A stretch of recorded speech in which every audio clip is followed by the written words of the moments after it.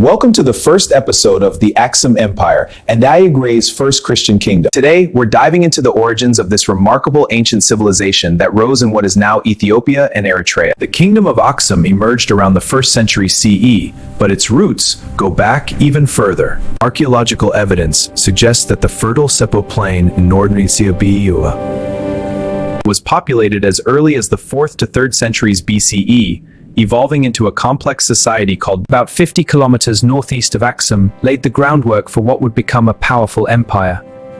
Historians believe migrants from the Kingdom of Saba crossed the Red Sea around 500 BC peoples to form the Aksumites. This mix created a unique culture, with influences from Africa, Arabia, and even the Mediterranean.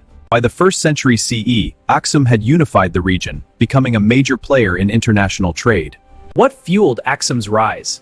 Its strategic location, situated along the Red Sea. With the port of Adulis as its gateway, Aksum controlled vital trade routes linking the Roman Empire, India, and the Middle East. Aksum's trade brought immense wealth, funding grand structures and territorial expansion. Aksum would mint its own coins. The empire exported ivory, gold, emeralds, and exotic animals, while importing wine. One of the earliest written mentions comes from the Periplus of the Erythraean Sea, a 1st century Greek handbook that describes Aksum as a thriving hub. By the 3rd century, Aksum minted its own coins, the first African kingdom. Its society was a cultural melting pot. These coins, often in gold, silver, and bronze, featured the king's image and symbols of power.